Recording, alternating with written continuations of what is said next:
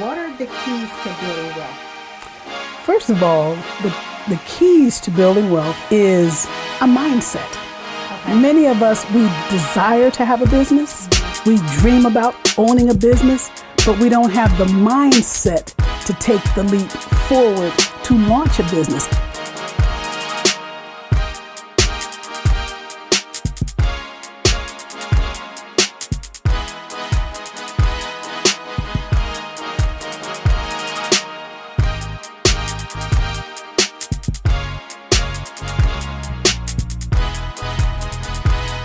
Hi, welcome to the One Strong Woman Show. I am your host, Chavos Buycks.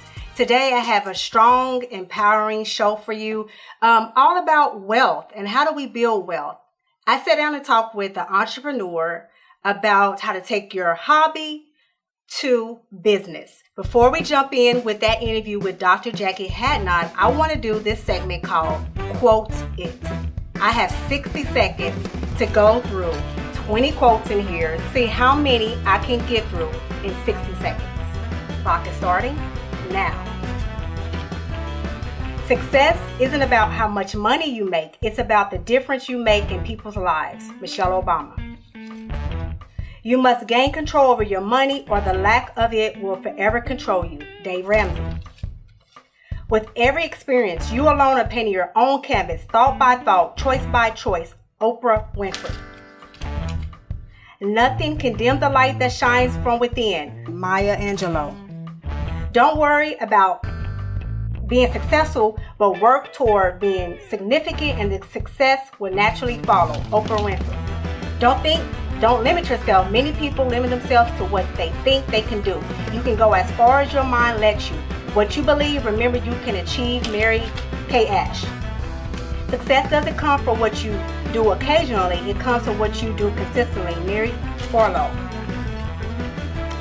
When wealth is lost, nothing is lost. When health is lost, something is lost. When character is lost, that's my time. Dear woman, whatever you do, do not give up now. Remember this, God has never lost a fight. He is undefeated and He fights for you. God's thoughts about you, there are many. And God's thoughts about you, they are good. God's thoughts about you, they outnumber the sand on the shore. God cannot forget you. God won't forget you. God is mindful of you. Just think, you made it this far. You are relentless. Don't give up, but mount up. Mount up in the strength of your God. Mount up in His power. Mount up in courage. Mount up, dear woman, for God has given you strength. You were made to soar high. You were made to fly above every storm like an eagle. If you give up now, people will miss out on what God has put inside of you. They will miss out on your story of triumph, your testimony, your creativity, your impact, and your uniqueness.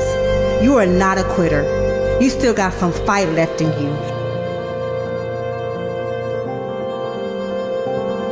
Let's transition now into my conversation with Dr. Jackie Hadnot on wealth building, how to take your hobby and turn it into a business. So stay tuned afterwards. I'll come back and kind of debrief with you. But let's go on in to the interview. Thank you. It is a pleasure to be here. I'm glad that you're here. So tell the people, I know about you, but tell the people about you a little bit. Ooh, I'm going to give you the short version because I'm kind of seasoned and stuff. I am a retired accountant. Okay. I spent 29 years in corporate America and then in private practice as an accountant and business planner. I retired and I am a pastor, an overseer of a ministry. Okay. And then the name of the ministry? The ministry is Agents of Change Empowerment Center. Okay. And we are a training and equipping center and a prayer center. And our total focus is training, equipping, and preparing people for ministry, for business. Yes. My call to the marketplace is an apostle to the marketplace. Okay. So I train and I equip men and women how to launch businesses, how to maintain a business, how to grow a business, and even how to expand that business, if you will. So that's my job. That's my assignment. Well, that's why I wanted to interview you and talk to you and just have you teach and talk about wealth building, because I know that is the grace that God has graced you in. How many books do you have? I mean, you have a lot of books. 38. 38. Oh my goodness. So you have a wealth of knowledge locked in you. So I wanted to just jump right in. What are the keys to building wealth? First of all, the keys to building wealth is a mindset.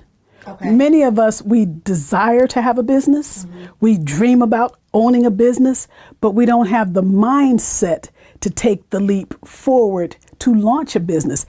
Number one, we don't have the training and the education that it takes. It's one thing to have the desire and the dream and the vision, but it's another thing to acquire the knowledge to launch that business, maintain that business, and grow that business, because without the right knowledge, people perish. Businesses fail every day because people are not equipped with the knowledge that it takes to not only launch that business, but to manage the finances, manage the employees, manage the day-to-day operations of the business, maintaining a budget, inventories, all of those things, whether it be a retail business or a service business or manufacturing business, there are certain aspects of that business that we have the desire to do it, but we don't have the knowledge and we're not equipped. So we are stagnant and we become discouraged, and then the businesses fail.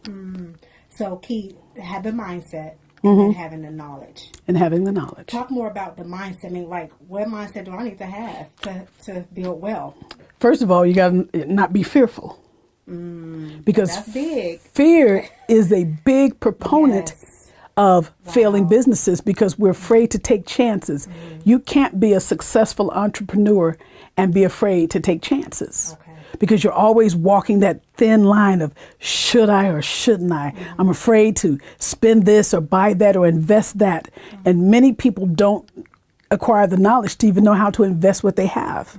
And they don't have the knowledge to know that, okay, if I make X number of dollars, I can't immediately go out and spend it. The mindset has to change so that when you launch the business, I tell all the people, try to be out of debt as much as possible before you launch your business, because you cannot allow the business or your personal finances to eat up all the seed of the business, because your personal life becomes a seed eater. So now you cannot reinvest what you have in the business because you're so busy trying to pay your personal bills. So your personal life is eating up all your seed, and then once you have eaten all the seed on your personal life, what's the business going to use to grow with? And it takes a good 3 years for a business to even see a profit, depending on the business, 3 to 5 years. So I tell many people, if you have a job, keep that job, work your business, or get a part-time job and work your business. Do whatever it takes to allow that baby, because that business literally is a baby, and it needs to grow and take all of those steps that a physical child would. And so that is one of the keys, is the fear. And then the apprehension about what are people going to say, and don't be so concerned about what people are going to think about your business. I had one young lady say, I really want to start a business, but I'm afraid I'm going to fail. Well, that's your first mistake right there. Is you're more afraid of failing than you're of succeeding. So a lot of people are afraid, literally afraid of success. So they don't go into business because they're afraid, period. Hope that helps. Yes, it does. I mean, how, as women, how do we get past that fear? Like, what's things that we need to do to, because there are some people that are watching this, listen to this, and they have a business idea, Apostle. Like God done downloaded the idea to them, is in their journal, or they took steps to do the business, and something happened. What do we do to get past this fear and jump over there into taking a risk? That's the perfect word, taking a risk. Because anything you do in life, there's a risk involved. There are risk factors in going to get a job, working somewhere. Do you want to make $10? I ask people, do you want to make $10 an hour, or do you want to make $100 an hour? Which one can you live on? Can you live on $10 an hour? Probably not. But you can live very well on $100 an hour. Yeah, sure.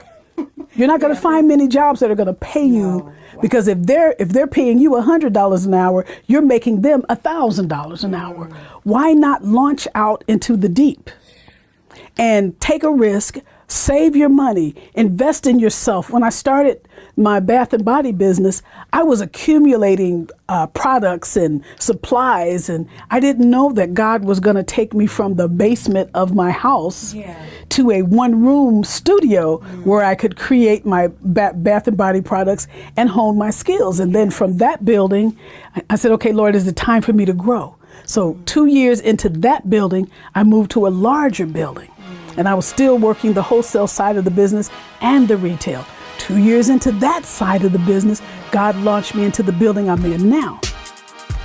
Welcome to Malibu Shea Bath and Body Essentials, your lifestyle destination for all things natural, organic, and vegan. Our bath bombs are totally the bomb. We have activated charcoal products, anti-aging products, all natural and organic and vegan sugar scrubs. Our products are made in small batches to ensure freshness and quality. Stop by Malibu Shea Bath and Body Essentials for all of your bath, body, and home needs, and let us care for you naturally. Which I have the capacity for retail and wholesale, but it took investing in the business, believing in the dream, and making a sacrifice. And the biggest key to all of it was prayer. Really? Because I needed God to guide me, even though I'm a business coach.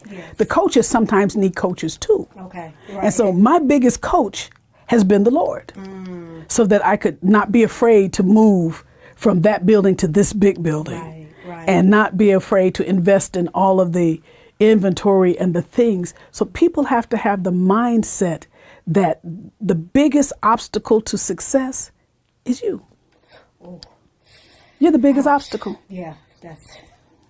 So how do we move us out the way? That's it. We take us out the equation. Lord, help us. Yeah. If we take us out the equation, take your journal, write down the pros and cons. Of this is the business I desire. Write the vision statement. Write the mission statement. What are your goals? What are your objectives? What's the worst case scenario? What's the worst thing that could happen if you launch that business? What's the worst thing? If you start, if you can take that worst case scenario out of the equation, you can move forward because you've broken down all of the obstacles that keep you from moving ahead. And the biggest obstacle again is us and our mindset. We have to have a mindset for success. A mindset for success. That's right. And it may mean moving some negative people out of the way. I call them my taters. Got to move the taters out of the way, baby. The player haters, the insticators, the agitators, the naysayers. Move your taters out the way and go that journey if you have to go by yourself. Now, what do you say to women that, what do you call them, the taters? Taters.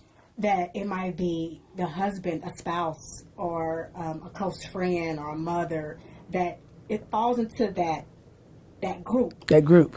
How do they handle that? Especially, like, say it's a spouse or a close friend. How would they handle that? Your spouse, show him the plan. Okay. Show him, this is the plan that God has given me. Because, you can't just move your spouse out of the way. You got to keep him right there.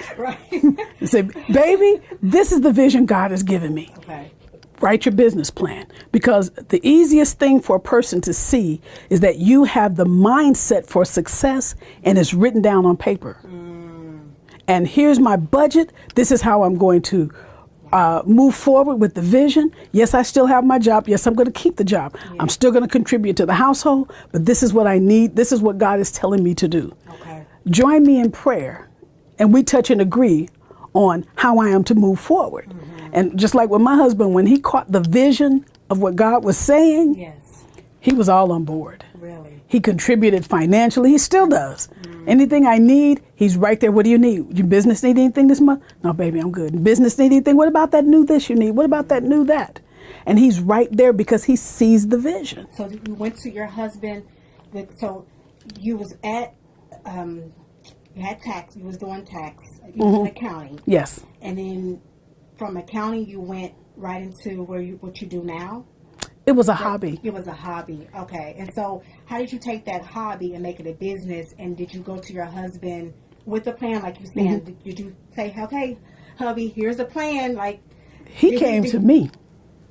Oh. He came to me after 2 years in the house because it was his idea that I needed a hobby because everything was left brain for me. Okay. All the analyticals, the accounting, the taxes, all of that. And he said, you need a hobby. And one day he said, you got to get out of this house. I said, excuse me? He said, you have got to get out of this house. I said, don't you love me anymore? You put me out. He said, no. If this business is going to grow, you have got to get out of this house. I said, but there's bills out there. He said, I don't want to go. And then I sat down and I thought about it. So what I did was I created a big batch of products, and I was going to Atlanta to speak at a women's conference. So I took all of these products with me to Atlanta. And when I came back, I had nothing. They bought everything. I said, God, you are showing me something. And one day I had just made some soap because I had been bothered with eczema. Yeah. So I made my own soaps. I was self-taught in soap making. Wow. And so I was holding a bar of soap, and the Lord said, I'm going to bless what's in your hands.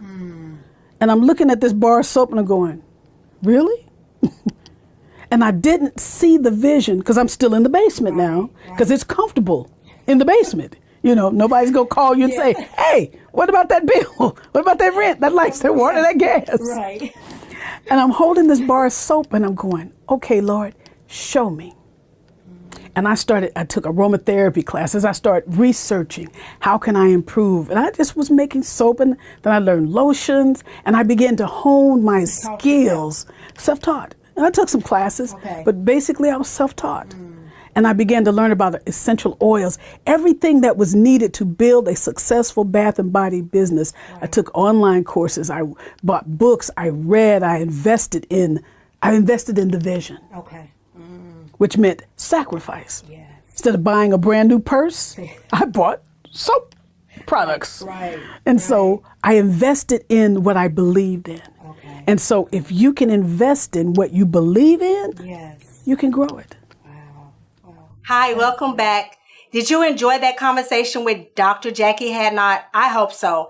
I really enjoyed interviewing her and talking with her about money and debt. And as a woman, how can we get a handle on our finances? And how can we start building wealth for our families, for our cities, for the nations? Do you have more bills than you have money? You're not going to do very well in business. So the first thing I would say to arm yourself to build wealth is to get rid of debt. I asked women on Facebook, what is your definition of a strong woman? So I want to share that with you real quick. Stephanie said, a strong woman to me means resilience. Elizabeth said, a strong woman to her means confidence, wisdom, and patience. Jamie said, a strong woman to her means one who continues to see the beauty and love in everyone and everything, no matter how broken she may be inside. So ladies, thank you so much for sharing your definition of a strong woman. So here's the challenge to all you strong women out there. Let me know your definition of a strong woman. Post it in the comments below and I will review them and I might share your definition on the next show. So until then, be strong. Bye-bye.